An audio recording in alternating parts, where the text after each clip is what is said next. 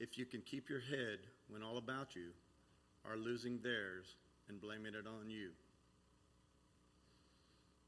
If you can keep your trust when all men doubt you, but make allowance for their doubting too.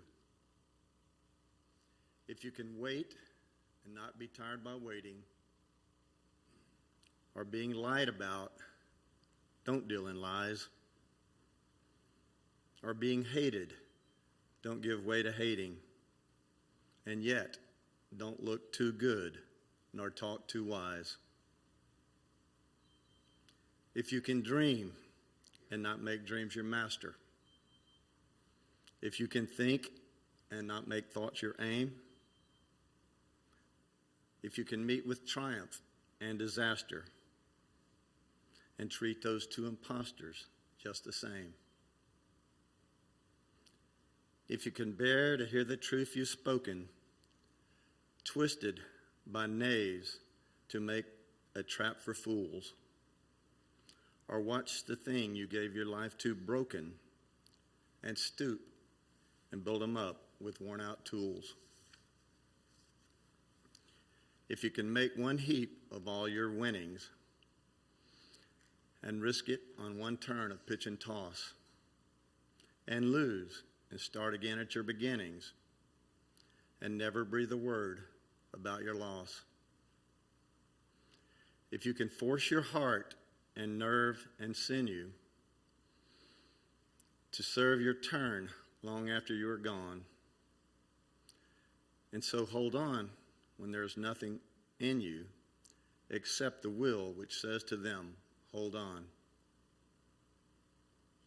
If you can talk with crowds and keep your virtue, or walk with kings nor lose the common touch,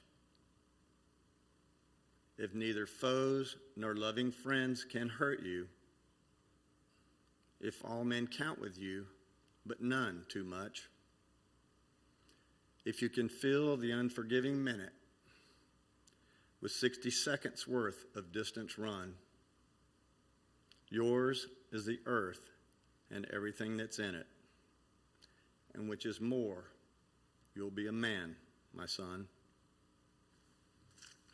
Paul was definitely a man, that's for sure, and I'm just so proud to be able to stand here and call him a friend and brother. Thank you.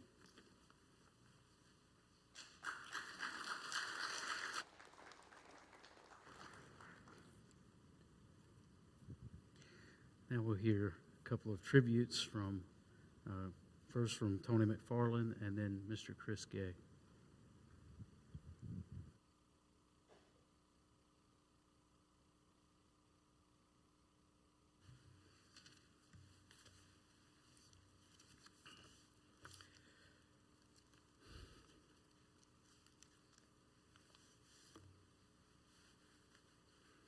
Sylvia, Shana, Keith, Karen, fellow servicemen, brothers and sisters in Christ. Good morning. I'm Tony McFarland, and today we're here to pay tribute to one of our own. Who was Paul Sauls? William Earl Paul Sauls. He was the quintessential family man. His family was the center of his world. He was a wonderful provider. He loved his wife, Sylvia, his daughter, Shana, with his whole heart. Paul was also very shy. Most of you may not know that. Though you'd never guess this from knowing him, he was usually so gregarious and hardly ever met a stranger. There's a love story about Paul and his wife Sylvia, which began while Sylvia was still in high school. There is a slight difference in their ages. Paul was a deputy sheriff in Greene County, Snow Hill, North Carolina, and he would patrol the high school Sylvia attended. Talk about stalking a little bit there. And during their football games, Paul would be eyeing this person who sort of caught his eyes. However, she wasn't yet aware of this until he finally approached her and asked, "What are you doing here all by yourself?" Paul knew Sylvia's family quite well. His family was well known in the county. They owned a very large farm in Greene County, tobacco and cotton farm, pigs, cattle, and other farm animals. And Paul came from a very large family. He's the first son of 10 siblings, 7 girls and 3 boys. He worked with his dad running the farm, and his dad relied heavily on Paul as the eldest male. He also was well recognized as the local county cop, deputy sheriff, and was subsequently picked to be a state trooper. However, Paul did not accept, much to the pleasure of the sheriff of the county, who was encouraging Paul to come back to Snow Hill to be his relief, to be the sheriff. Paul was also being watched closely by Sylvia's uncle, who knew what Paul was all about. He, Sylvia's uncle, had left to join the Marine Corps. And when he returned home on leave from boot camp, he got a hold of Paul and recommended to Paul that he should come and join the Marine Corps. Paul was very convinced, so he told his dad that he was about to join the Corps. His dad was not very pleased about this decision and became very negative toward Paul because of it. But Paul was not deterred. So after 4 years as deputy sheriff and also a farmhand, Paul enlisted in the United States Marine Corps. He went off to Parris Island, South Carolina in January of 1974 for Marine Corps boot camp. PFC Sauls served for 4 years and advanced to sergeant, E5, but got out after his 4-year enlistment. He went back home for his girl, his love interest. But that girl he knew as he was going into the Corps now was all grown up and had made her own decision to join the Army, of all things. However, I must also tell you the Army was not her first choice, nor was it the Marine Corps, as you may wonder, but the United States Navy. The Army became her default action when she went to the recruit office, and no one was in it at that time. Next door was the Army recruiter, who was in his office, so Sylvia signed up to enlist in the United States Army. But when Paul learned from Sylvia that she was going to join the Army, he wasn't very happy with that decision. Much like his dad, like I mentioned, was not very happy with his earlier decision to join the Corps. Paul was not having this. He went to see Miss Pearlie May, Sylvia's mom, asking her to talk some sense into Sylvia, telling her mom that it wasn't safe for a girl to join the service because these guys would be trying to take advantage of her. Paul had previously dissuaded his own sister from joining the United States Air Force for those very same reasons, the big brother syndrome. Miss Pearlie May politely told Paul, if those of you who may not know Miss Pearlie May, She's just that. If that was what her daughter wanted to do, she was not about to stop her. That it was her decision and that she would pray for her. So Paul's attempt to convince Sylvia's mom was futile, and Sylvia became a soldier. She enlisted for 3 years in the United States Army, and after failing to change her mind, Paul decided to rejoin the Marine Corps.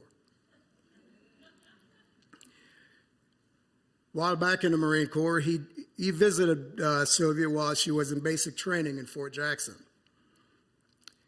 She then went off to Hawaii for her duty station after boot camp.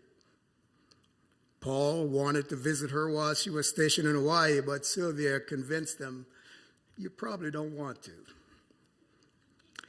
Approximately 6 months prior to her getting out of the Army, Paul finally popped the question and asked Sylvia to be his life partner. They were married 7 months later after she was discharged from the Army. Paul's Marine Corps career went on in overdrive. He became a drill instructor. He was also meritoriously promoted to staff sergeant on the drill field as a DI. Through sustained superior performance, he was again meritoriously promoted to gunnery sergeant, also as a DI. He became the regimental drill master for his company and was being looked at for the officer program. Paul subsequently made Chief Warrant Officer, then Chief Warrant Officer 2, then 3, Limited Duty Officer, LDO Captain in the Marine Corps, and eventually retired from the Corps as Major. He and I served together on our final duty station here at CNAT, Center for Naval Aviation Technical Training, which sees several of our former staff members are here today to pay tribute to Paul. His Marine Corps career was impeccable. As mentioned so many times before, he loved his country. Some would call him gung-ho. He loved his Marine Corps and his Marine Corps brothers and sisters. He always stood up for his troops in the Corps and equally in the civilian sector. He served with honor and distinction. Paul was a Marine's Marine.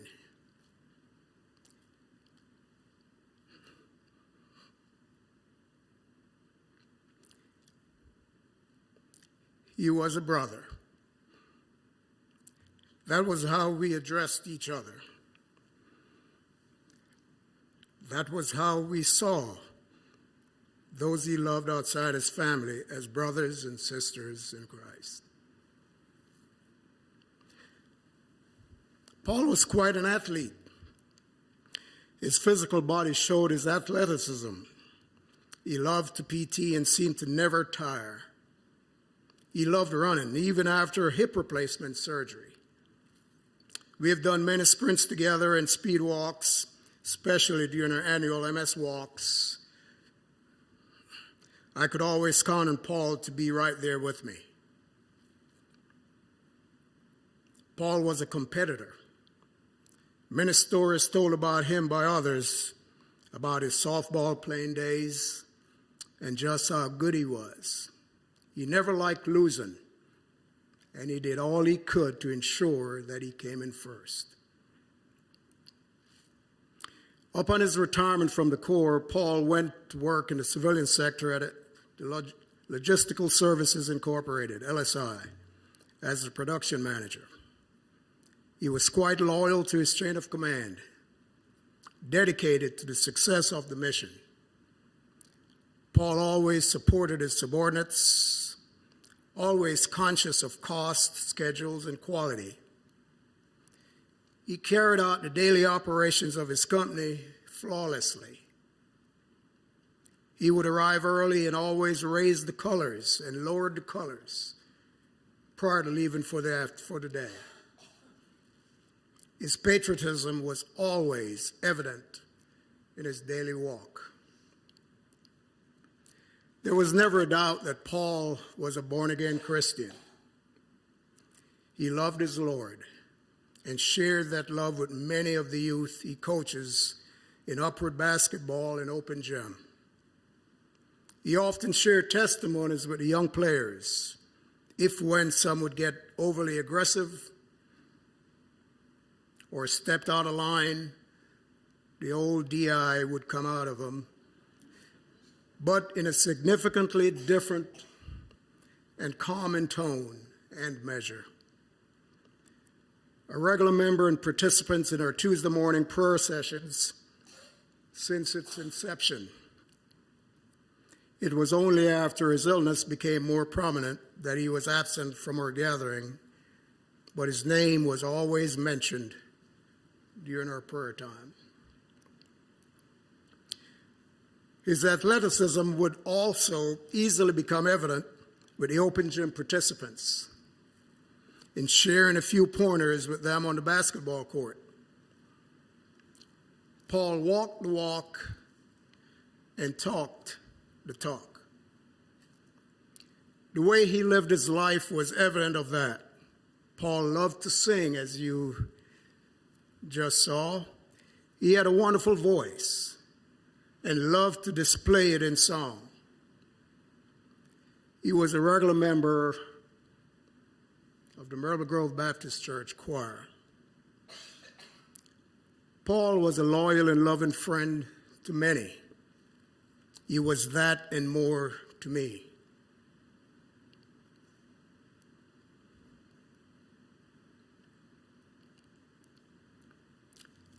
He was my brother, always supportive and helpful, a good listener and a good sounding board in both personal and professional matters. Those that knew Paul would say he always had their backs. He was kind and supportive in all ways, trustworthy, honest, compassionate. He was always the same, always in a good mood. He had a vision much like an eagle. He could see way ahead of where he was currently. His brain could retain a plethora of information. Paul was also an history buff. Some of you may know that already. He could name every president from George Washington to current. If you've never heard Paul do this, you're a bit late for that, but take my word for it, he could. The world has just lost someone really special. There are certain people who just make life better. They make every day seem a little less ordinary. And every moment together, one worth remembering. But even when we lose someone like that, all the good stuff stays. And it helps us realize we were so lucky and blessed to know them. William, Earl, Paul, Sauls was that special person.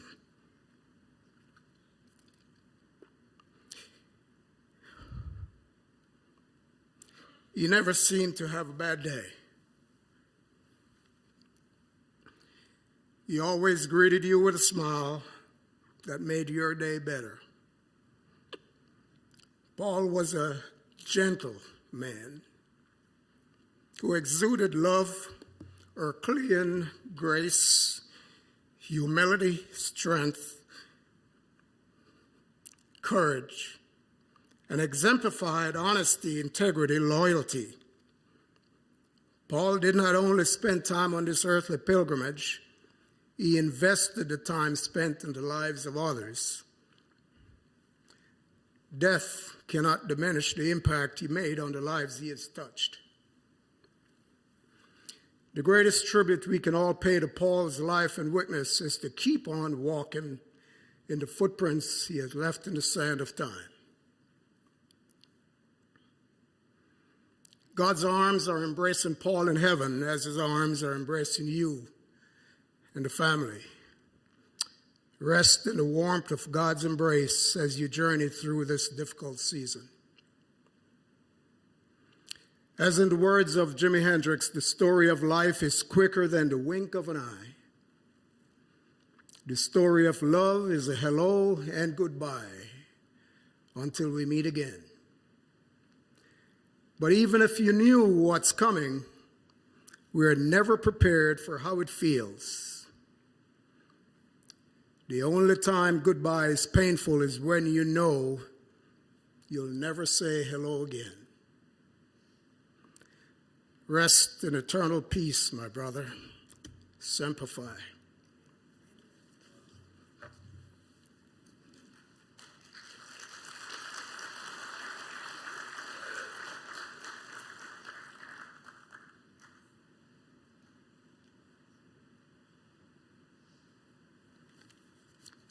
Good morning. For those of you who don't know me, my name is Chris Gay. I'm doing this for Miss Sylvia and Mr. Paul, because anybody that knows me, you know I would rather be shot at than me standing in front of people talking.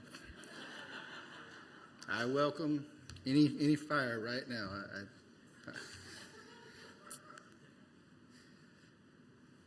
I met Paul probably about 12 years ago right here at Myrtle Baptist Church.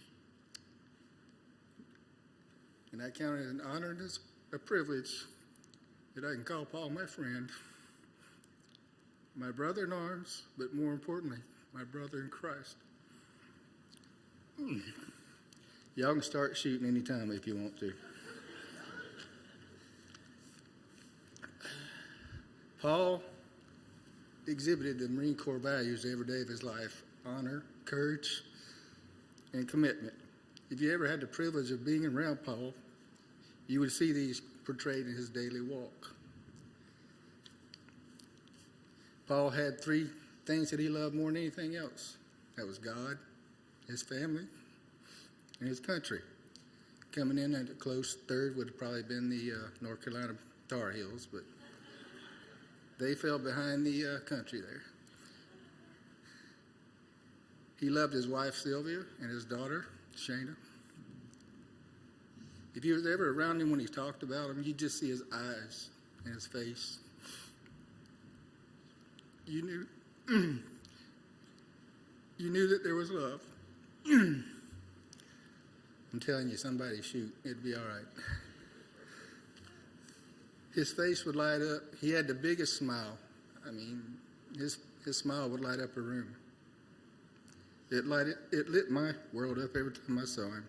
There was never a day I saw him that he wasn't smiling. Paul and I shared a love of old World War I and World War II movies. Our favorite one to talk about was Sergeant York. It was my favorite because I was stationed at Fort Bragg, which was the All-American at one time. It was his because he just loved the story. We talk about the sands of Iwo Jima, the flying leathernecks, and on and on. When the movie came out about Midway, he would talk about that, and he was just, you could tell he was very focused on it and loved talking about the history of those things. Paul had an easygoing and caring and loving nature to him. You were drawn to Paul. If you had an issue with Paul, the issue wasn't Paul, it was with you.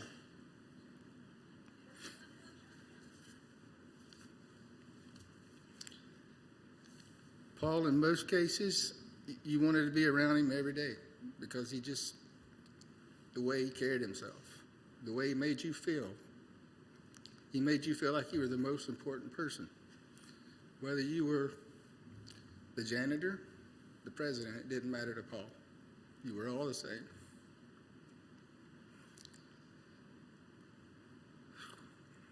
I remember one time in a deacon's meeting speaking about his loving to sing.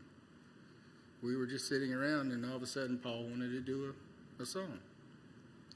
It was the first time I heard him sing. He sang Amazing Grace by Mike Tomlin. I thought I was at a concert. That's how good it was. He sang it flawlessly, without music. I can't carry a tune in a bucket with instructions, but Paul could sing a phone book if you gave it to him. I can guarantee you right now, Paul's in heaven singing in the choir. There's no doubt that he's there. I know he's there. I know he's singing. And I can guarantee you he's smiling at this point. Paul may no longer be with us here physically, but you can feel his spirit, his presence here still. He's still with us. I still have a hard time imagining Paul as a drill sergeant because I've never seen the man upset or angry. I can't imagine, in my mind, I'm going back to when I was at Fort Benning, and no one there smiled.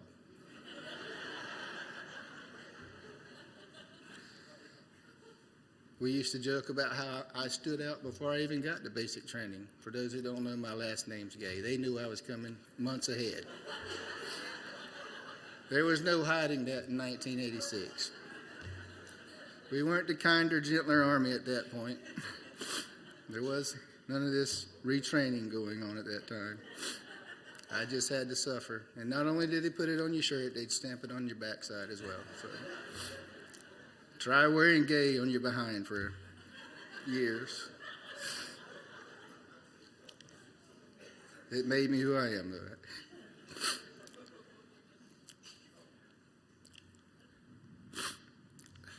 I can still see Paul walking through that door with a smile.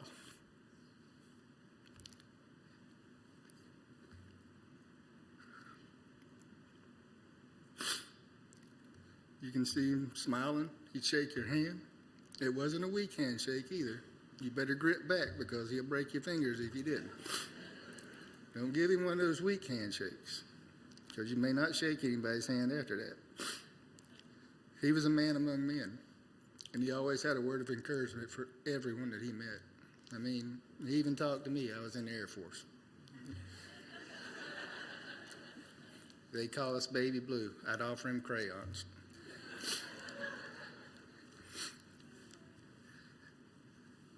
I count myself blessed to have known Paul. It's not often you meet people like that in this world. I know Paul can't, and even if he could, he wouldn't come back because of where he's at is better. But I know that I can go to where he is, and so can you.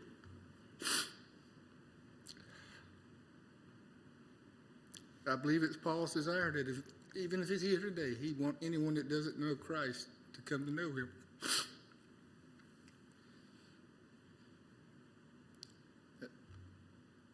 In summation, Paul was a Christian first, a loving husband and father, faithful and true friend, a Marine, a role model for today's young men, a mentor, and a true hero.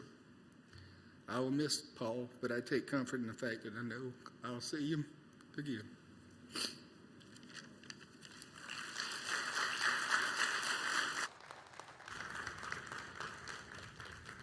Thank you for those wonderful tributes. And there may be others now who are in our congregation who would like to pay tribute.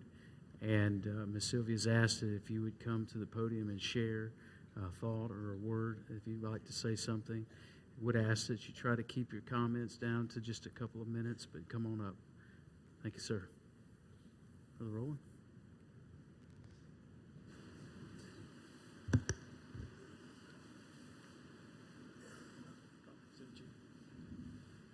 Good morning. My name is Roland Kuhman, and I've known Paul for quite a few years here at Myrtle Grove Baptist Church. As everybody said, the man loved to sing, and he joined the choir. He and I were both in the choir at the same time, and interestingly enough, after choir, he didn't have enough singing. So when we were in the car, I used to take Paul home after choir practice. And we would sing. We didn't sing Christian songs. We sang Motown music. And his favorite, my favorite, was several songs by Marvin Gaye. Oh my gosh, that man could blow the doors off my car when he sang. But as everybody said, his priorities in life were God, family, and country. And that's what he emulated every day. There wasn't a day, like everybody said, that he didn't have a smile on his face, or he didn't have a story to tell, or a song to sing. He had it all. He was the total package. And his family knows that too. Miss Sylvia, Shanna, and family. It's something that we like to emulate. It's something that we would like to, we wished we could be, but God made us exactly the way we are. And God created, when he created Paul, the total package. It took him a little while to get there, but he was a drill instructor in the Marine Corps, and I was a drill instructor in the Army. And when we were in the car, we used to share stories about what and how. But he said the bottom line is that our job was to teach men to be disciplined, number one, and number two, to go to war. And some went and some were not. Today, we give tribute to the man that had everything, total. He never faltered, he never failed. He learned to be spit and polish in the Marine Corps. He was spit and polish in civilian life. I mean, he would look at my shoes and he would match my shoes up to his, and he said, "You got a ways to go." But that was just a learning thing that I had. So ever since then, when I picked up Paul, or when I took Paul home, I stood next to him and I said, "Okay, buddy, we're matching." That's my memory of Paul Sauls. Thank you.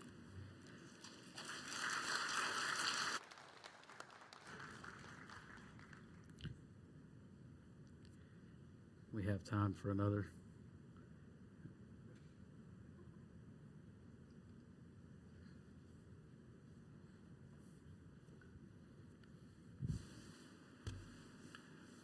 I just want to say real quick, my father was a Marine, and he had a big impact in my life, and I look up to Marines especially. Ever since I got out of the Navy, I retired in '98. I had I just wanted to be around service people, brothers and sisters who served in the military, because they're family. We are family, and I'm so grateful for this church, because there's a number of you people here, and Paul was he really was encouraging to me, and but I'm so grateful for his service, and for he's such a role model. And I just want to say that I'm a better person because I know him.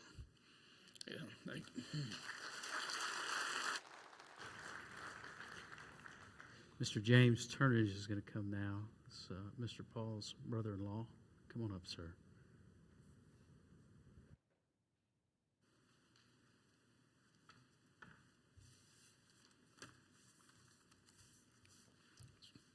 So good morning, Myrtle Grove.